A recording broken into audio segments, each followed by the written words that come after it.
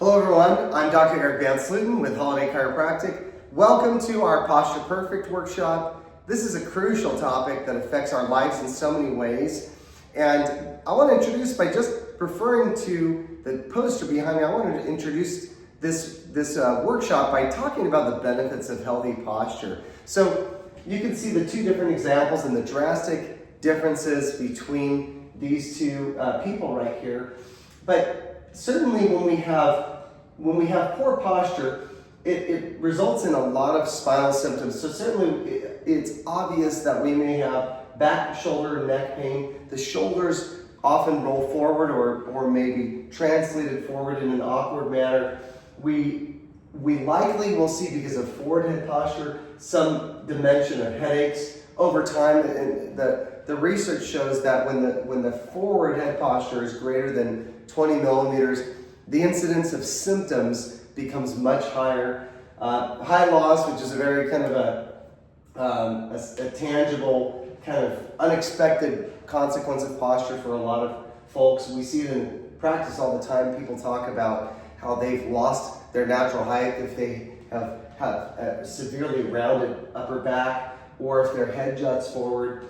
Jaw pain, very commonly associated with forward head posture, because the joint of the TMJ interfaces with the joints in the upper neck. So if this head is translated forward, it alters that normal articulation. As we go on, reduced lung capacity. So that's a fascinating thing to think about. We often don't think about perhaps the structural consequence of this cavity right here, but the difference between a person who's standing upright, as our posture should be, and in this position, which, if we all are honest, we know people that do this. There's various reasons that people may be in that circumstance, but it does result in a declining level of vitality of the lungs. The energy quotient is going to be different if we have poor posture. Poor cognitive function. So when we think about the way that healthy nerve signals flow to the brain, we have to have healthy joint movement, and the muscles alongside the spine also are communicating information to the brain that helps the brain see more clearly what's happening in and around the body. So, the cognitive function is an aspect of that. GI issues, we are likely to develop lower limb problems because of aberrant posture. Posture really affects everything, and oftentimes I tell patients that sick posture is sick health. And so when we think about the topic of posture, we really need to think about its influence in our lives. My question is, right now, when you look at your posture on a daily basis, what is it that you experience? Do you recognize moments when you are engaged in work or play where your spine is altered in its proper position? For me, I can speak in my own experience. I can tell if I'm not engaging my core during my adjusting sessions. I can tell if I'm not disciplined and I'm adjusting the neck of a patient, if I'm hunching over versus keeping my torso erect. I can tell the difference between that. I can tell moments when I'm putting too much pressure on certain limbs, because those repetitive movements that I use become eventual potential repetitive motion strains. So I've had problems with my feet at times, problems with my hip and pelvis. So all these things are things that I think about as it relates to my workplace, my ergonomics, and posture is ultimately a question I'm asking myself about during the day. It's like, what is my posture like right now? So I first of all want you to really think about, how does this affect you? Where are the moments in your day where you think your posture suffers? And for some people, it's going to be gaming. Or, naturally, if you practice piano, you may have a posture that's aberrant. You may have moments where you're doing studies on a laptop, or just doing variable things of your interest on the laptop, surfing the internet, and that is like we call this the T-Rex position, right?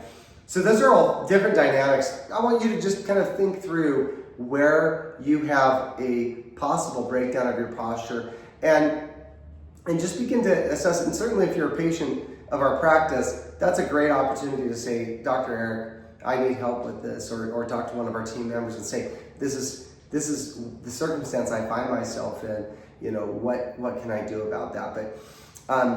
But when we think about the benefits of healthy posture, we frequently see good posture associated with good mood. We move better and we feel better and we certainly look better. I know that when I can tell that I'm pulling my shoulders back, when I know that my head's back, I feel differently and I behave differently. And there is the aesthetic aspect that you just like the way you look better when you have a healthier posture. So here are a couple tips that I want to bring to the forefront.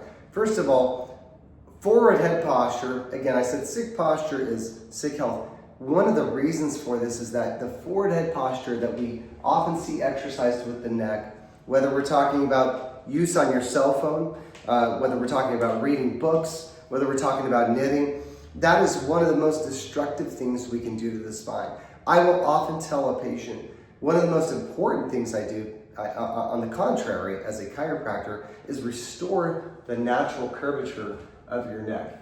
Listen to this. Do you know that during the first 6 months of life, you developed your natural cervical curve as a baby by doing tummy time?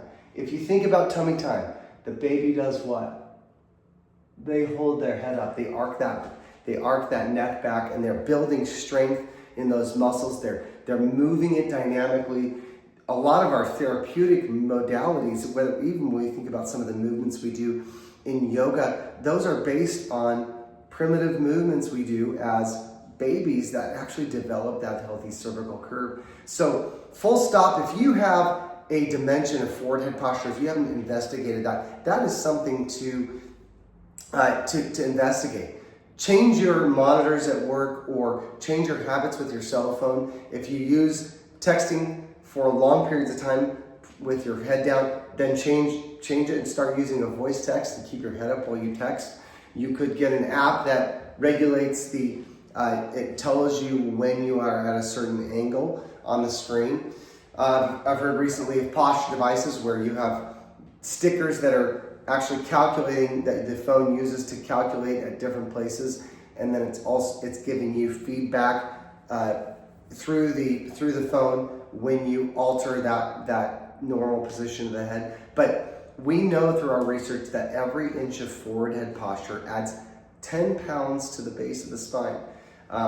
So this is prominent joint research that has been done, and it's well established, it's well evidenced, and that means that when your head is fully flexed forward, we have 60 pounds of pressure at the base of the neck. So one of the most tangible things you can do is pull your head back up when you're working and when you're doing maybe activities of leisure. So oftentimes we think about the leisure activities. When you watch TV at home, you lay on your stomach and you do some tummy time. That could be a very practical aspect. Or maybe with this whole forward head posture dialogue, your action step is to actually lay on your stomach at the end of the day and just spend some tummy time and get your head into extension. Do some gentle exercises to the left and to the right.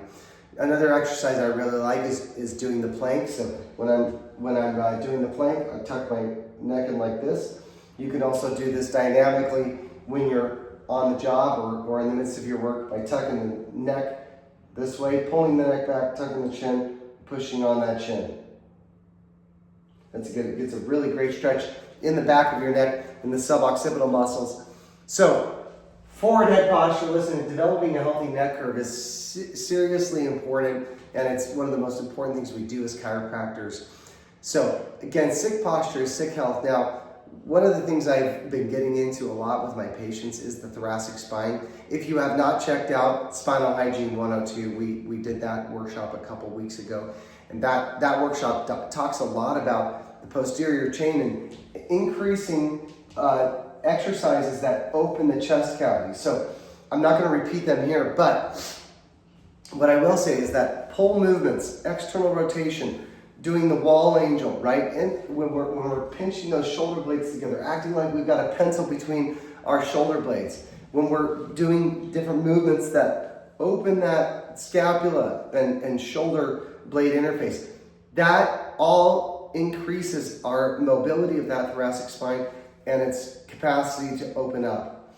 And you know, we often focus a lot on exercises that may pull us in, but we need to equally do pull movements. So as much as we do our push movements, we need to be doing pull movements to again, open up that posterior chain, strengthen our lats, strengthen our rhomboids, strengthen our traps, and increase the engagement of those muscles, which are part of our spinal function, right?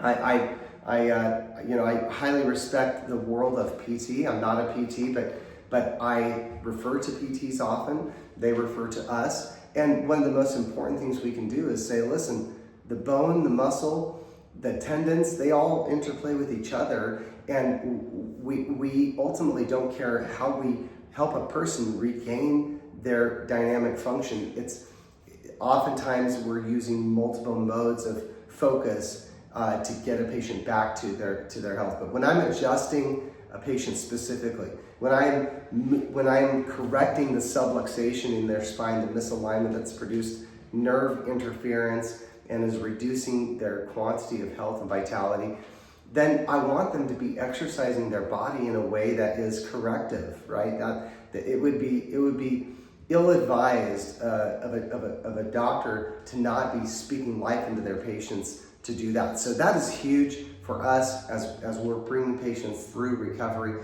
bringing them through correction, and really encouraging them to say, hey, like, train your spine to actually hold those corrections better with various exercises. So check into that Spinal Hygiene 102 workshop. I promise that will help you appreciate what we can do for the thoracic spine.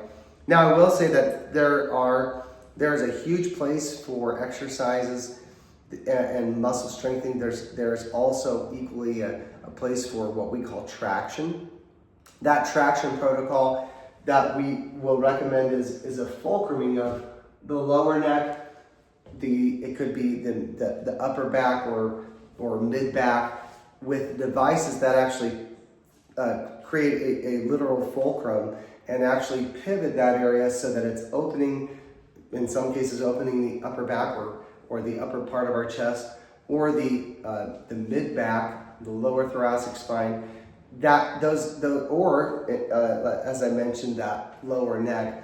And these devices, these traction devices, have been researched widely in various journals, but mostly in the Journal of Manipulative and Physiological Therapeutics. There's a lot of evidence in there that talks about the significance of specifically the dental, but understand that when we stretch the ligament tissue, and when we stretch it for a longer period of time, the research suggests past 7 minutes is necessary to actually bring the elasticity of that tissue to a point where it retains a memory of a new position. So in other words, I need to move my neck in a position that it is not trained to be in, that it should be in, but it's not trained to be in. And I need to actually let that stress that ligament for 7 minutes to stimulate it to the extent that it actually has a more permanent memory. So the research is clear on that. That means that we exercise the muscle,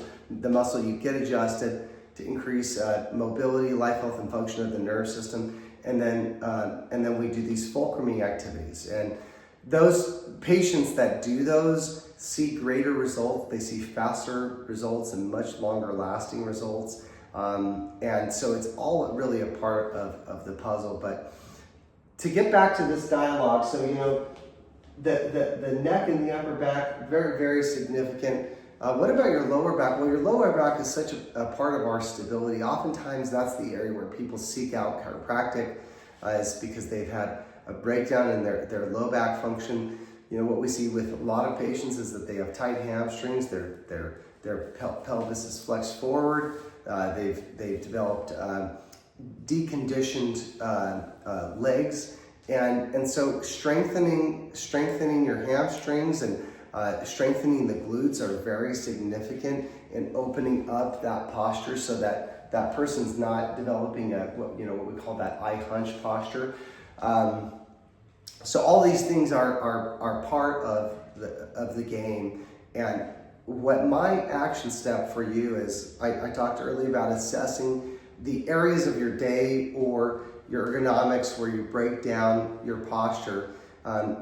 Feel free to comment on those here and share any areas where you feel like you struggle. But then take one positive action step. So maybe that action step, like we talked about, is modifying the position of your monitors so that you're actually not dropping your head when you are using that monitor or computer. Or maybe one action step, like we talked about earlier, is just getting on the floor and doing some exercises. A third possible action, if you have a relationship with a chiropractor, would be engaging with one of these devices to support your chiropractic corrections. We use the Dental in our practice. I believe the device actually originated in Australia. There are other devices that are out there. We also use a device that's actually designed to be used in a seated position, and that's called the CertaGuard. And we've had great success with both in different contexts. So establish a relationship with a chiropractor that you know, like, and trust, and certainly engage in corrective home activity, or we will do it with our patients here in office because I know the lives that I live. My wife and I, we are constantly carting our kids around from place to place. Oftentimes, the adult population that we serve, they don't have enough focus to actually do it in the home, or just are not disciplined enough. And so we'll bring them in to do it in here, and then just try to create positive experiences where they're like, that feels good, I like the way that feels, and then encourage them to take that action at home. Posture is huge. Like I said, sick posture, sick health, but also when you have dynamic posture, that is vitality, that's life. It definitely affects our mood, it affects our function.